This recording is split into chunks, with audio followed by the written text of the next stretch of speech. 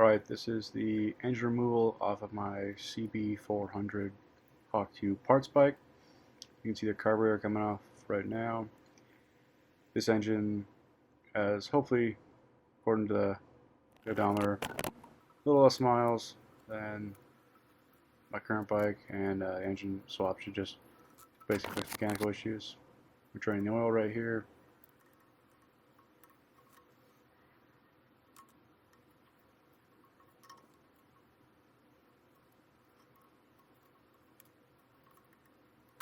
I can start pulling off some of the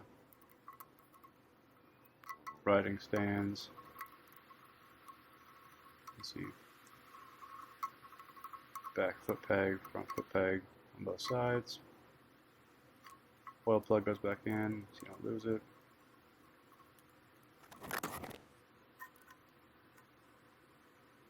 Next, we're pulling the exhaust off.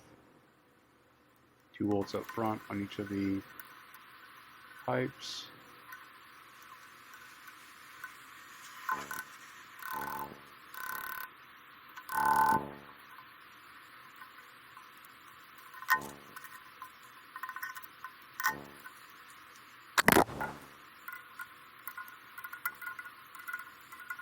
I took the entire exhaust system off on this one because I won't be reusing it on the next bike. And if I ever get this parts bike back together, I can just put it back.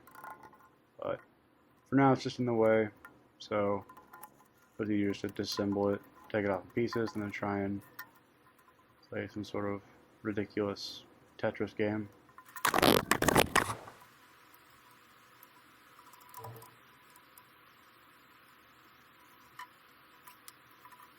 I didn't quite understand here that only one bolt is holding this in, and that the little detention or pressure screw actually is only keeping the kickstand in whatever position it's rotated in. Then are you using it or not using it? So, spent a couple extra minutes here. Oh well.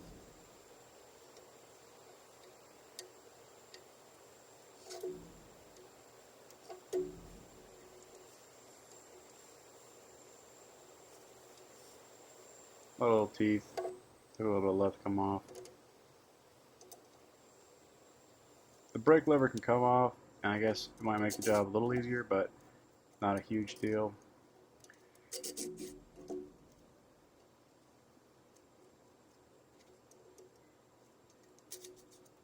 So now the exhaust should be completely loose, so you can just pull those out of the top end of the engine, and then it'll actually pivot. You take it out. The clutch in this engine is kind of going. It's engaging not well. It's just very light. So not sure if there's some slight warpage in the discs or if the clutch needs to be worked on, just worn down, out of service. I will probably just take the clutch out of the engine I had on my kind of project bike and put it back into this engine when it's on the project bike.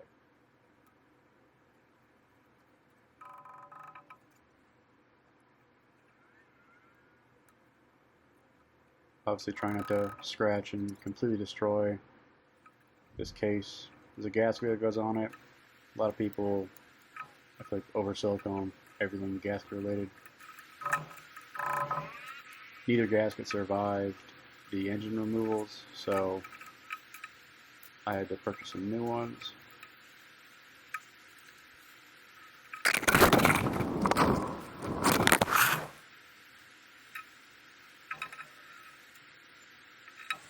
There's some electrical little connections.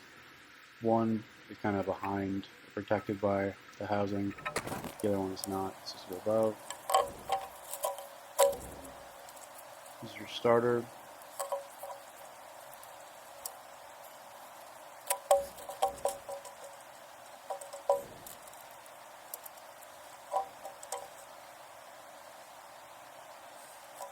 And here I am just loosening this front bit. This is a few hours later. Obviously, we haven't quite changed all the way out of uniform yet, but burning through daylight, just want to get the engine out. My buddy was willing to help. We're using just a typical floor jack, obviously. Not the most organized, but for a parking lot job, it's kind of what you expect.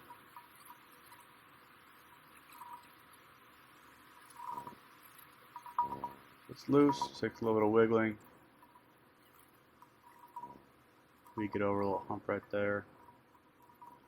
Now it's free.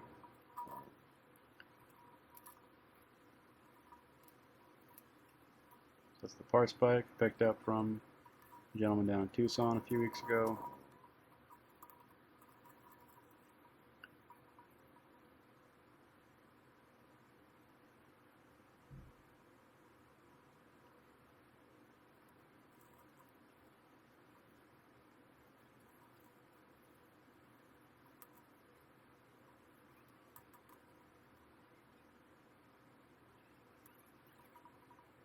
Not having a nice shop, obviously, it's part of organization is knowing where your stuff is. So having to go always constantly find tools, I had a lot of gloves coming on and off. It's part of why there's so much of a mess. It's kind of unfortunate, but at the end of the day, you just want to clean up thoroughly. Fitting it in, you're fighting gravity instead of gravity helping you. So it took a little bit longer to get it in. It only has one bolt up top. There's technically 4 bolts on the front side and 2 bolts going through the rear side of the engine into the frame to hold it in place.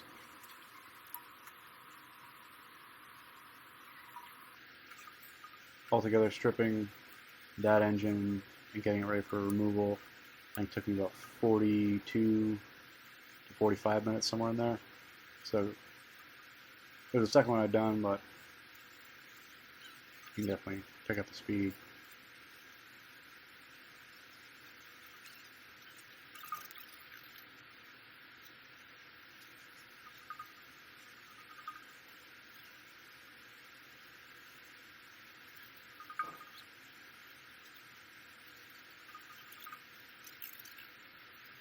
Another pair of gloves.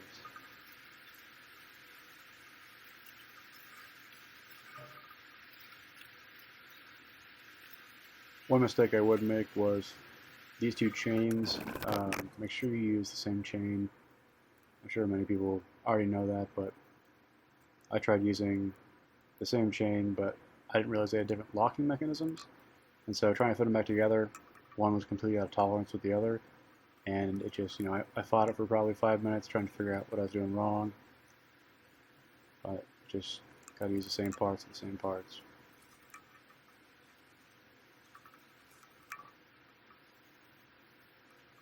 There's a lot of gunk that have been built up. Both along the chain, it's pretty common, but just up there where I think I'm not sure if it's considered a sprocket or the chain gear, but a lot of gunk up in there, so I spent a couple minutes cleaning that out. And I scrubbed the chain, obviously. It's not going to make it new, but just thought I'd try and knock off some of the accumulate.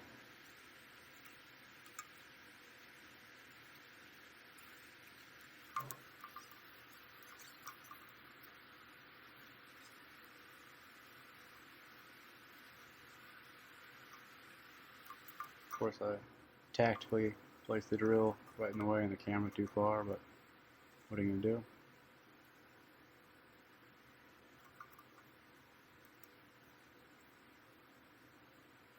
That was me figuring out which was the correct. I think it's called maybe the master chain link, the master link.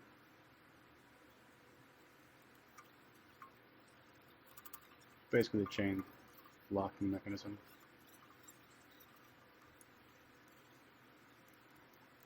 Clean that out. That gasket I have as well. It'll be replaced down the road.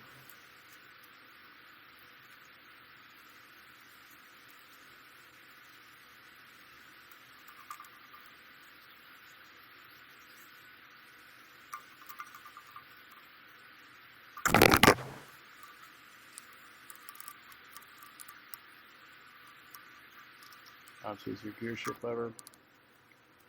Pulling them on and off, it'd be nice to have a little, rented tools to make the job easier, but it's not necessary by any means. It just takes a little more aligning and fidgeting. 2 electric connectors came out of that side. One bike has a different connector than the other, so I'll have to do a little bit of play there down the road, but it's strictly electrical. It doesn't actually affect how the engine is working, so not too concerned.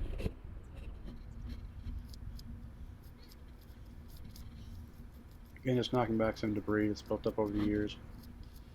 These bikes, plenty of dusting down here in Arizona, plenty of dust back home where the other bike was from.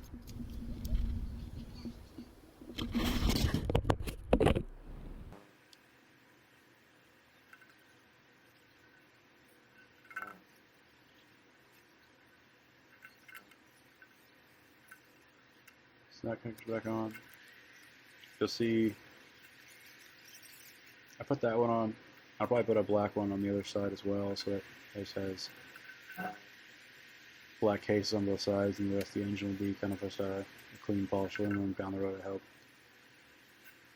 But here I am scraping the gasket. This gasket did not survive, and you'll see. I tried to put it on there, not to have the bike run, but just to kind of keep the seal intact. Didn't quite work, so I ended up just putting the case back on to keep more debris from flying in and out of there.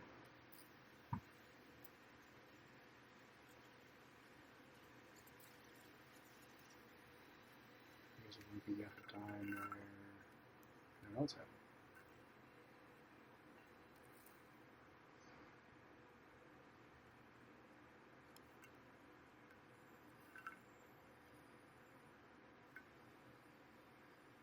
It's nice to have a little polishing disc on maybe a pneumatic tool or an electrically driven tool to kind of clean these up a little bit. Scraping them is nice. It comes off cleanly. It's great. If it doesn't go off cleanly, you put in too much pressure. The soft aluminum, yeah, it's metal and yeah, it's pretty hard. Wouldn't want to get hit in the head with it, but it's definitely going to break seal if you put some kind of deep nicks or scratches in there.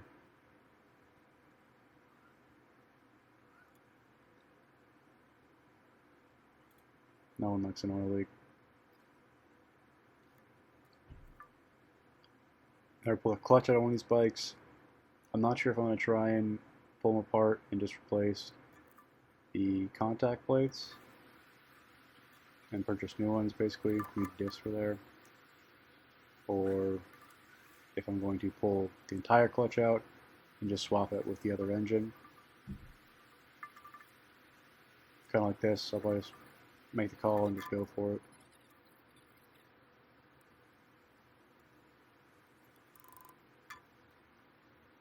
A little slower going here. My wonderful girlfriend called and I kind of got wrapped up in that phone call.